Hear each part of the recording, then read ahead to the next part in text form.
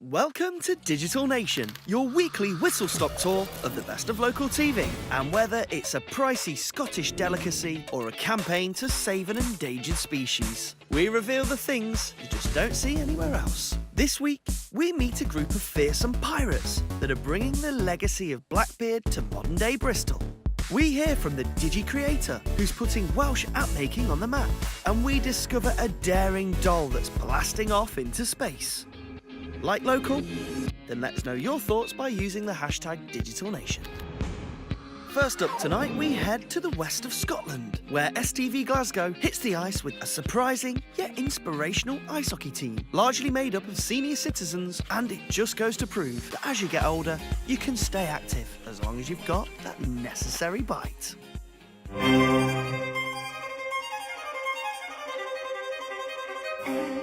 I think there's 4 people here today with heart problems, one guy with a defibrillator, one guy that's recovered from cancer, one guy with metal kneecaps, and if he falls down he can't get back up. In spite of all these ailments, you go in the ice and they all disappear instantly. There is no contact, basically because of the age. So it's an hour and 20 minutes for a 5-minute break. Obviously, you're not on the ice all the time, but you do get a good amount of ice time. Makes it a good experience for everybody. They diagnosed me with a cancer, and then they gave me, I said 6 months to 2 years to live, so I said, the boots are getting back on, I'm going to enjoy myself if that's all I've got. But I've proved them wrong right enough. That was actually in 2007. Well, I'm 73. So if I can run a boot at 73, well, somebody's done a lot of good work to me. They're maybe more mature than others, but they don't give any less than 110%, I can assure you. There's no quarter asked out there and no quarter given, although contact is supposed to be verboten.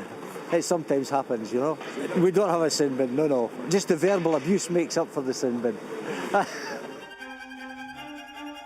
19 years ago I saw the piranhas on STV, and I recognised a guy I used to play with as a boy, and they were saying on camera that you don't get such a thing as a fat piranha, and I had just retired and I thought, that's for me. I got involved with the piranhas about 22, 23 years ago. At that time they played in Paisley, and I just walked across the road, and like this morning they play very early in the morning. So it allowed me to go play a game, then nip straight across the road into work. And for me it was all about exercise. But as you got more into the game, you get more involved, and it's been really good since, and I've played ever since then.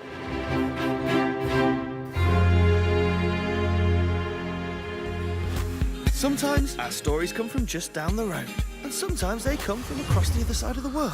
This one comes from Costa Rica via Lancashire, thanks to a big-thinking young conservationist who's made it her goal to save a rare species of frog. That's Lancashire Reports on a young girl's affection for a very awesome amphibian. 9-year-old Lucy Marland from Lancashire has become the ambassador for a global campaign after she came face-to-face with a lemur leaf frog, kept at Manchester Museum and one of only a few hundred left anywhere in the world.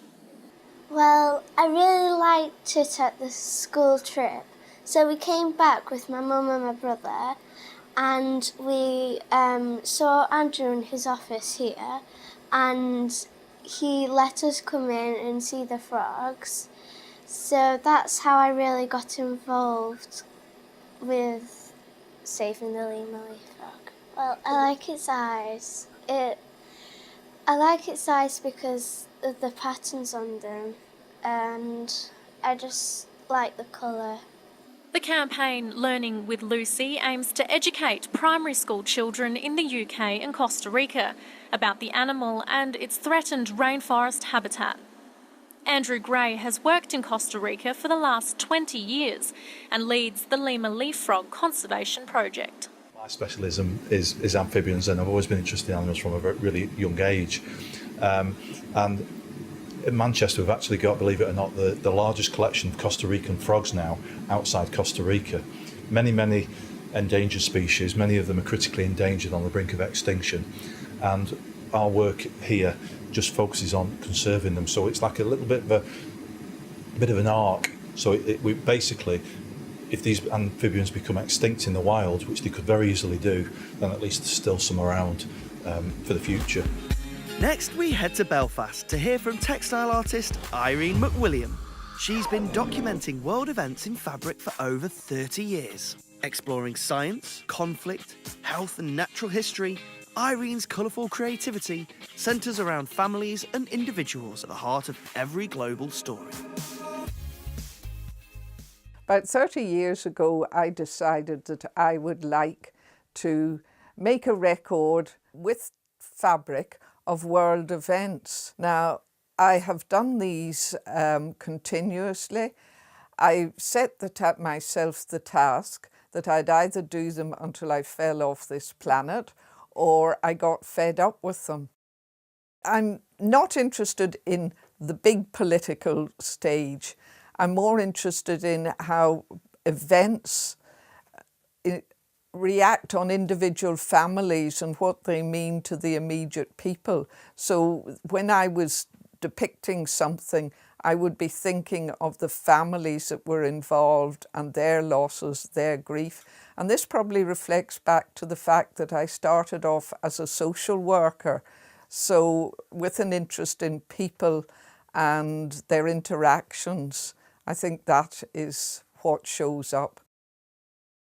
I was studying the stripes on zebras and making patterns for them. I suddenly thought, it's an interesting shape, and if I put a round blob on the top of this bit of a stripe, I have a figure, and that was how it came to be.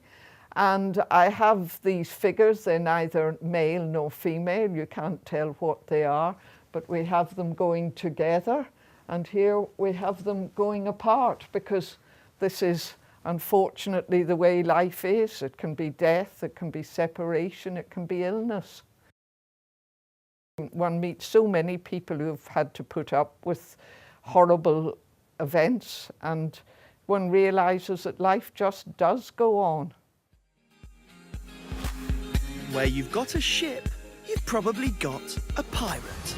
But whilst walking the plank may be a thing of the past, it hasn't stopped a group of local enthusiasts keeping pirate skullduggery alive. Made in Bristol went along to one of their motley meetings to sit at the captain's table and meet a crew of salty sea dogs.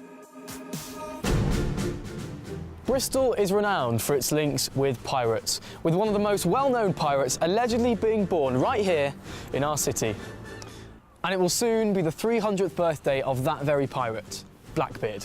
And the celebrations are already very much in full swing. Bristol Pirates, led by pirate Captain Harry, are a local group who recreate the lives of a band of pirates through play, song and laughter. Hello there, could you introduce yourself please? I'm Captain Harry, and I'm the captain of Bristol Pirates. Okay. Now we don't have a ship. If we need a ship we have to steal one. Right. And what we're looking for is crew throughout the year. Maybe 100, 150 people to join us. Okay. So we're going to do a few parties in nice taverns like this to invite people to come and talk to us. And you're the first. And what we're going to do, and this is what we want from you, George, we want people who know how to enjoy life. We want people who've got the desire to go for money, for gold. And we're going to get lots of money in so we can share it together. One share each. Of course, Captain, I get two. That's all right with you. We're like pirates in the Golden Guinea. Well, we're kind of used to it now. They've been coming here for quite a long time. So I mean, don't pirates go in all pubs? You know what? I get a lot worse. So the pirates are pretty good. You know, they obviously drink a lot. They don't fight too often. They sometimes come in with firearms every now and then. But you know, we're pretty used to that now. I've had a lot worse. A musket or two. Water off a duck's back. It seems that virtually every day brings a new mobile app promising to enhance our lives. But one that does seem to have the staying power is the video streaming app Periscope, which originated in Wales. Made in Cardiff caught up with one of the app's creators as he received an award for his achievements and explained just why it'd been so successful. I am now joined by Geraint Davies, who developed a small app, you might have heard of it, called Periscope. That's right, Periscope is a Welsh-developed app. Geraint, first of all, big fan of your app. Thanks. It's been very successful, hasn't it? It has been, is an understatement there. I mean, to the uninitiated, could you quickly explain what Periscope is? Periscope is a live video streaming app. It allows you to broadcast live from your phone and for your viewers to chat and reply back to you. So we have it's both sort of real and authentic because it's live, but it's also intimate because there's a two-way conversation with the viewer. And if you're trying to chat back to the broadcaster, you're seeing it 30 seconds later, the message is too late. To make it work with Periscope, we had to get the delay down to about 2 seconds. And when you're broadcasting to hundreds of thousands of people and still trying to keep it down to 2 seconds end to end, I mean, it sounds quite simple, but it is actually quite hard. I think we're all geeks, and none of us are that confident about standing in front of a camera. And so we had lots of little things that we thought would help us make the broadcasting easier. One is the chat, so you get feedback from the audience. The other is the hearts. The other is the fact that if it all goes horribly wrong, it's gone in 24 hours anyway. So it's been very useful in citizen journalism, certainly. I mean, I was watching live when somebody was standing outside Bataclan with a mobile phone, periscoping it and hiding behind the cars when there were bullets firing, and that was an amazing, experience. But a lot of people are just broadcasting their everyday lives, and that itself is not a bad thing. When you're seeing other people from the other side of the world and you're seeing their everyday lives, you realise that they're not that foreign. It's not that far away, maybe the other side of the world, but their lives are not that different to yours. And in a way, that those trivial little moments can be as effective in bringing world peace as the bigger things. And with the end of part 1 in sight, it can only be quiz time. In which UK city can you find the original manuscripts of the world-renowned Winnie the Pooh? Is it A, Bristol, B, Cambridge, or C, Nottingham? Come back and join us in part 2 for the answer.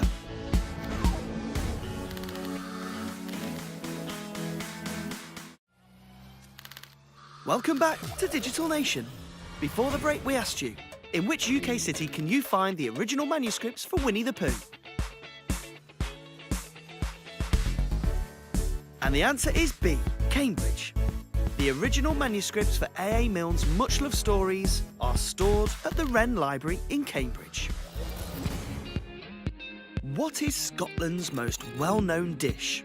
Surely it's got to be the world-famous haggis. Well, now one of Scotland's traditional haggis makers are proving it's not just a Burns night nibble, but a delicious delicacy fit for a king. STV Edinburgh tells us about the most expensive haggis ever made. Now, regular viewers of Live at 5 will know about the Tea for a Tenner segment, but this here is not quite tea for a tenner. This is the world's most expensive haggis. I'm about to meet the managing director to find out exactly what is in this.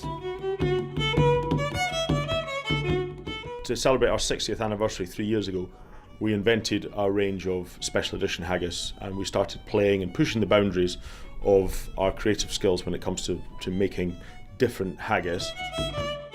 The backbone of the haggis is still our tried and trusted and very robust recipe. We've used some different components, so we've used some Wagyu beef, we're using sea salt, and we decided to put some provenance into some of the seasonings we were using. We've also used truffles, again something that's very top end, gives a lovely flavour, nice richness to the product, and for good measure we've used some edible gold leaf. Haggis is growing in popularity. It's not just for Burns. It's not just with haggis, neeps and tatties. It's becoming popular with street foods. 24 years this year I've been in the business. We'd always been, as kids, involved in the business. As soon as you were old enough to get your head above the counter in the shop, you had a job. The pay was dreadful, but it's always been fun, and we've just kind of grown up with butchery and turkeys and haggis in our blood. I always get a real sense of satisfaction from somebody saying, "So what do you do?" I said, "I make haggis." "You make haggis?" I've never heard that before. On my passport it says haggis maker, something I'm intensely proud of.